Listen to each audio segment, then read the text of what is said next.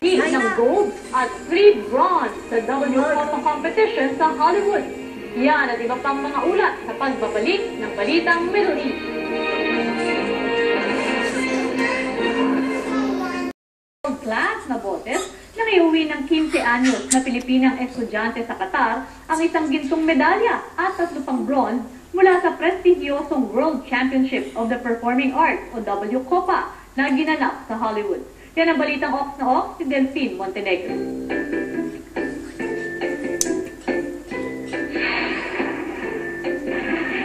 Tuwang-tuwa na sinalubong ng kanyang kaibigan si Aina Udin, 15 taong gulang na nagwagi sa prestiyosong World Championship of the Performing Arts o WCOPA na ginanap sa Hollywood, United States. Inuwi ni Aina Udin ang gold sa WCOPA Junior Vocals category bilang isa sa 4 na grand finalist at tig-isang bronze sa pop music, rap at Broadway categories. Sinumahan si Aina ng kanyang ama, ina at ng kanyang lola sa kanyang pagpunta sa Amerika para bigyan ng moral support at lakas ng loob sa laban niya. Nagpagalingan ng 50 contestants mula sa iba-ibang bansa at aminado si Aina Udin na nahirapan siya dahil puro mahusay ang kanyang mga kalaban. Kaya, yung mga pumunta ko sa sana nila, sobrang feeling ko nung maraming ko doon, knowing na, meron ko pala akong gawin kung talent na kaya ko magpaglawan sa ibang talent ko. Naiwan ang 30 sa semifinals at hindi niya akalain na mapabibilang siya sa 4 na maglalaban sa finals kung saan nakapasok din ang 2 Amerikana at isang taga-Malaysia.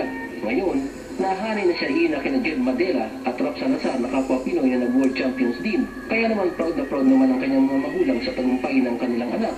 I'm really dreaming of becoming a famous singer. Kaya every time na mga situation, lagi siya ang sumasali.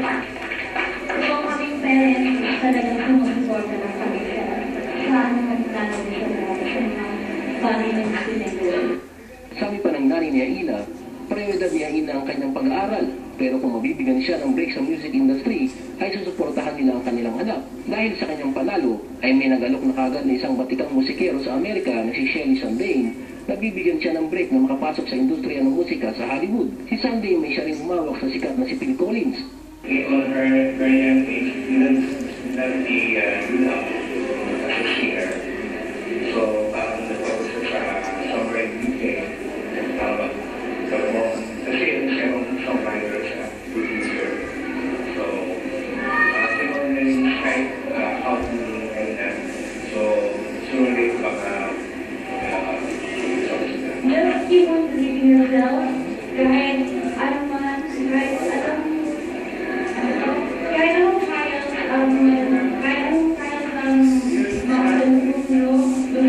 just keep on doing what you believe in, and kung sabi mo kaya, yun ang gusto nyo, follow your heart. And, ayun po, just do your best. Nagbabalita sa Middle East, Delphine Montenegro, Doha, Qatar.